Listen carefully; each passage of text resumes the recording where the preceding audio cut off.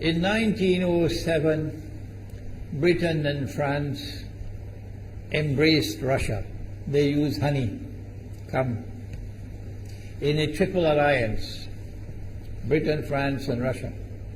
And the honey that they used to trap Russia was that if we win the war that's coming with the Ottoman Empire, you will get Constantinople, which is what Russia wants. But they promised Russia one thing through the front door, and they took it back through the back door, like what they did to the Arabs. These are people with PhDs in deception. If they tell you that the sun is shining, don't believe them. Go outside and look up in the sky, see whether the sun is shining. When the Russian army had fought in the First World War and had suffered the most losses, the brunt of the kill were Russians, and they were now winning the war, and the Ottoman Empire was collapsing, and the Russian army is only an arm's length away from Constantinople. They don't want Russia to get Constantinople. No. So what did they do? Russian Jews organized and executed the Bolshevik Revolution, which overthrew the Russian monarchy. They killed the Tsar and the whole family, overthrew the government, and took Russia out of the war. So the Russian army had to stop in its tracks and could not go to Constantinople. In other words, the Russian Jews stabbed Russia in the back. They did more than that. They brought communism. Communism is not Russian. These dum-dums don't understand that. Communism was created to destroy Russia. Why don't these dum-dums understand it? Communism is not Russian. Communism was created to destroy Russia, to destroy the Russian Orthodox Church. So they brought communism in the Soviet Union. And for the next 60, 70 years, this Zionist-created entity called the Soviet Union waged war on religion, waged war on the Russian Orthodox Church, killed the priests, closed down the monasteries and churches and so on. 60, 70 years. And then, when the appropriate time came and Israel came into being, it is this same Soviet Union which opened the doors for millions of Russian Jews to now migrate to Israel. If you go to Israel today, you might believe you're in Russia. So many people speaking Russian. These are the Russian Jews. And then the Soviet Union, 6 years after Israel came into being, did something strange and mysterious. Crimea is Russian territory. Crimea is a part of Russia. The Soviet Union decided to give Crimea as a gift to Ukraine. Why did they do that? The historians don't tell you. So let Imran tell you. They gave Crimea to Ukraine in order to stab Russia in the back one more time. Because if Russia loses Crimea, it will enhance Israel's security. The Russian Navy is based in Crimea, and there is a straight line from Crimea to Constantinople. To get out of the Black Sea and to get into the Mediterranean Sea, you got to pass through the Bosphorus. And the city of Constantinople is located right there on the Bosphorus. So they gave Crimea as a gift to Ukraine. They never bothered to consult the people of Crimea and get their consent. No. They never bothered to seek the permission of the Russian people. No. But Washington doesn't want to hear that. The foolish man who now sits in the White House of the United States, the foolish man who would like to pretend that he's a man of wisdom, he doesn't want to hear. But what are the rights of the Russian people? Were they not violated? Do they not have the right to correct Iran and recover the territory which was unjustly taken away from them on Israel's behalf? Obama doesn't want to hear that. It's inconvenient for them. But in this masjid, we will expose whether it's convenient to you or not. They did more than that. Not only did they give Crimea to Ukraine, but earlier on they gave eastern Ukraine. Eastern, part of it is now eastern Ukraine was Russian. It was Russian. And the Soviet Union gave it as a gift to Ukraine.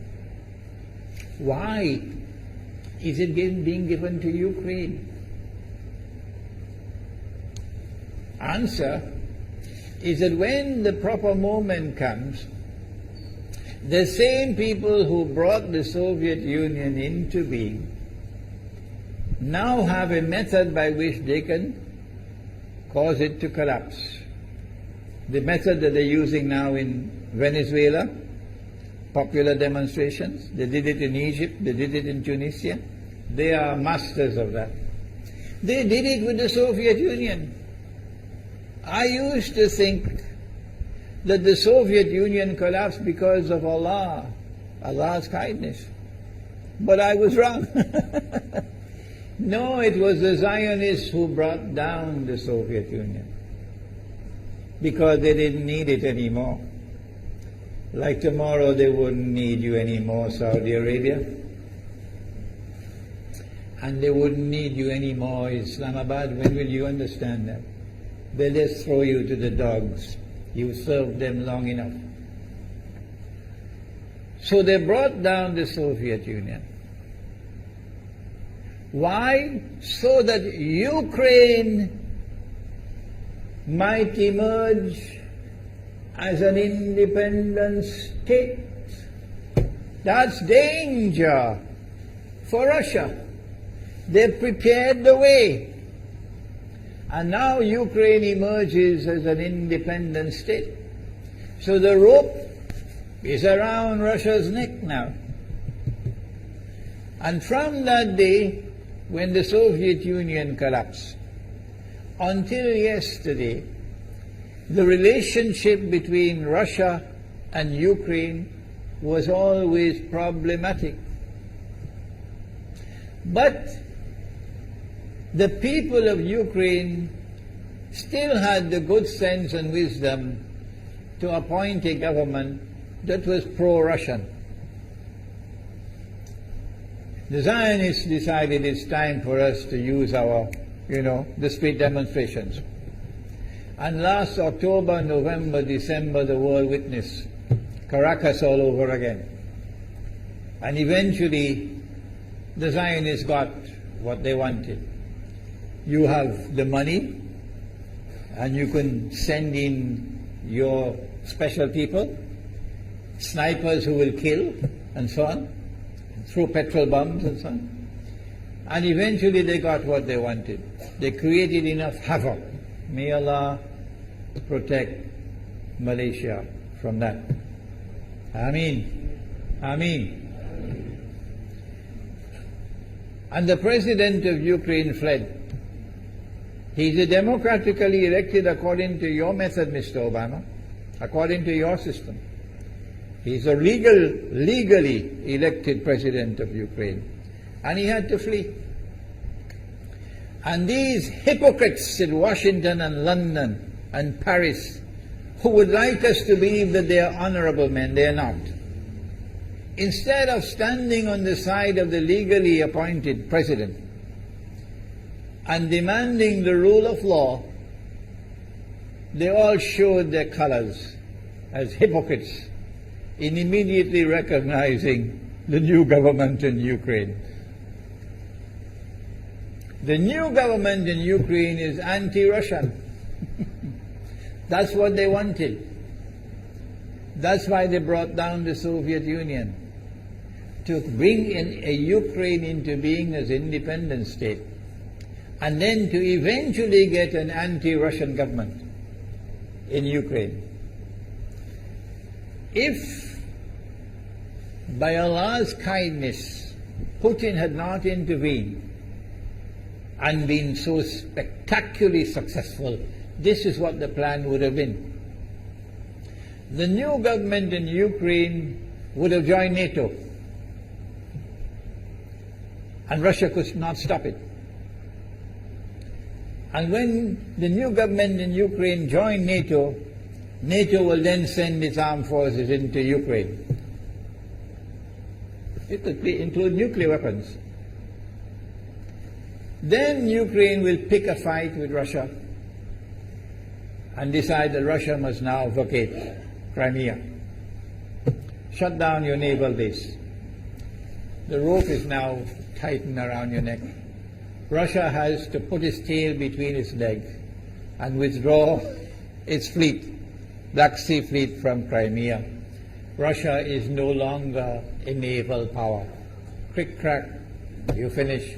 And Israel will celebrate. That was the master plan. But Allah planned, and Allah's plan was successful.